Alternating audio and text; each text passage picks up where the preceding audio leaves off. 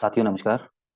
आज का आर्टिकल जो है हमने द इंडियन एक्सप्रेस के एक्सप्लेन्ड सेक्शन से लिया हुआ है और इसका टाइटल है दी बायोडाइवर्सिटी कमिटमेंट। तो ये कह रहे हैं कि कॉन्फ्रेंस ऑफ पार्टीज की 15th मीटिंग जो है under convention on biological diversity जो है CBD, वो रिसेंटली कनाडा के मॉन्ट्रियल में अभी अभी कंक्लूड हुई है। तो जो ये CBD है, कन्वेंशन ऑन बायोलॉजिकल डाइवर्सिटी, ये एक 1993 का अग्रीमेंट है और ये हर साल, हर 2 साल में एक बार जो है मीटिंग करते हैं। It is unlike the other conference of parties जो UNFCCC के अंडर होती है। ठीक है, तो ये है। तो इसका जो काम है CBD का, कन्वेंशन ऑन बायोलॉजिकल डाइवर्सिटी, इसका जो एजेंडा है, it is to work on a global plan to halt biodiversity loss and restore natural ecosystem. कि भाई एक ग्लोबल लेवल के एजेंडे पे, एक ग्लोबल लेवल के प्लान पे काम किया जाए जिससे कि बायोडाइवर्सिटी में जो लॉस हो रहा है उसको रोका जाए और नेचुरल इकोसिस्टम में जो डैमेज हुआ है उसको रिस्टोर किया जाए। राइट नाउ, इकोसिस्टम होता है किसी भी जगह का, किसी एक पर्टिकुलर एरिया का जो एनवायरनमेंट है और उसमें जो लिविंग और नॉन लिविंग थिंग्स है, उन सबका जो एक तो वो सिस्टम बनता है, दैट इज इकोसिस्टम। ये जो कॉन्फ्रेंस ऑफ पार्टीज हुआ है 15, it has delivered global biodiversity framework. तो ये जो ग्लोबल बायोडाइवर्सिटी फ्रेमवर्क है GBF, it contains 4 goals and 23 targets that have to be achieved by 2030। जो ग्लोबल बायोडाइवर्सिटी फ्रेमवर्क है, ये जो है पेरिस एग्रीमेंट के साथ कंपेयर किया जा रहा है। Paris agreement which was under again UNFCCC, जो कन्वेंशन ऑन क्लाइमेट चेंज है उसके अंडर हुआ था, उससे जो इसका कंपैरिजन किया जा रहा है। नाउ ये जो टर्म्स आ रही है UNFCCC या कन्वेंशन ऑन बायोलॉजिकल डाइवर्सिटी, ये क्या है? यूनाइटेड नेशंस के बैनर के नीचे जो है 1992 में अर्थ समिट हुआ था, रियो डी जेनेरो, ब्राजील। ठीक है, उसमें 3 कन्वेंशन सामने निकल के सामने आए थे उस समिट में से। One was United Nation framework convention on climate change, UNFCCC। Second आया था convention on biological diversity, CBD। And third was contention convention to combat desertification, CCD। तो इसमें से जो CBD है, ये 1993 में लागू हो गया था और बाकी के जो 2 कन्वेंशन है वो 1994 में लागू हुए थे। ठीक है, अब इन तीनों का जो है एक रिलैप्सिंग इश्यूज रहते हैं, ओवरलैपिंग इश्यूज रहते हैं। ठीक है, क्योंकि क्लाइमेट चेंज ही जो है मेन ड्राइवर है बायोडाइवर्सिटी लॉस का। ठीक है, और अगर लैंड और ओशियन में जो चेंज होता है उसके यूज पैटर्न में, वो क्लाइमेट चेंज को भी इम्पैक्ट करता है। सिमिलरली, अगर लैंड में डिग्रेडेशन होता है तो उसका जो इफेक्ट है वो क्लाइमेट चेंज पे भी पड़ता है और बायोडाइवर्सिटी लॉस से भी उसका जो है डायरेक्ट लिंक रहता है। इसलिए जो ऑल तीन जो कॉन्फ्रेंस ऑफ पार्टीज है, दे आर इंटरलिंक्ड। ठीक है, अगर एक सफल होता है, success on one helps the cause of others too, तो दूसरों का भी कॉज जो है वो, पर्पस जो है वो सॉल्व होता है।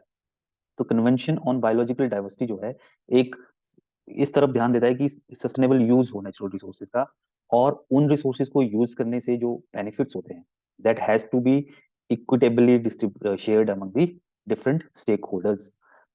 इसको मोटा मोटा ऐसे समझ सकते हैं कि मान लीजिए US में कोई फार्मा कंपनी है और वो किसी ऐसे रॉ मटेरियल का यूज कर रही है जो सिर्फ तेलंगाना के या तमिलनाडु के किसी रिमोट पार्ट में पाया जाता है। तो उसका जो उसके यूज से जो होने वाले बेनिफिट है वो सिर्फ US में ना हो, वो उस रिमोट तमिलनाडु के रिमोट एरिया में भी हो, वहाँ के लोगों को हो, इंडियन गवर्नमेंट को हो, और जो लोकल वहाँ पे गवर्नमेंट है और लोकल जो लोग हैं उन तक उसका जो बेनिफिट पहुंचे।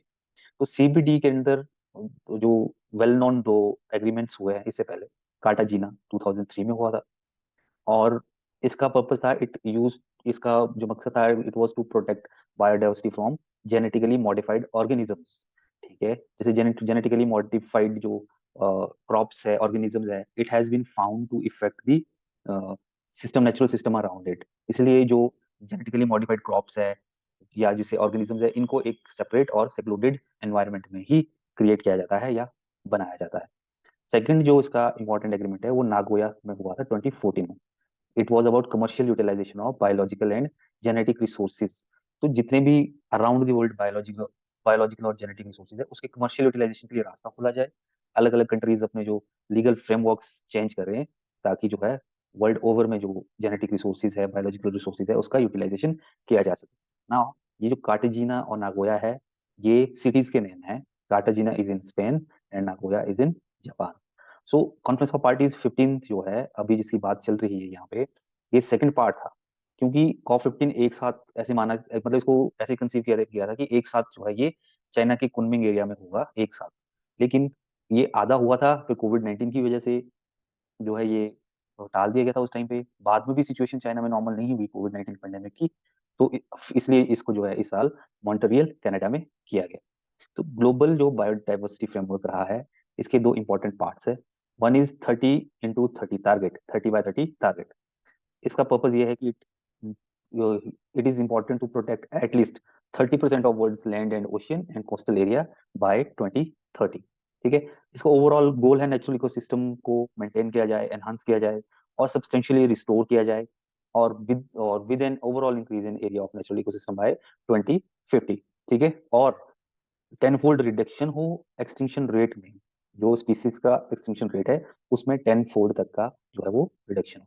नाउ ऐसे बहुत सारे जो है कन्वेंशंस होते हैं, ऐसी बहुत सारी जो एग्रीमेंट्स साइन होते रहते हैं वर्ल्ड ओवर, बट असली चैलेंज जो होता है that is in its implementation. अगर इसका इफेक्टिव इम्प्लीमेंटेशन हो तो हमें डिजायर्ड रिजल्ट मिल सकते हैं।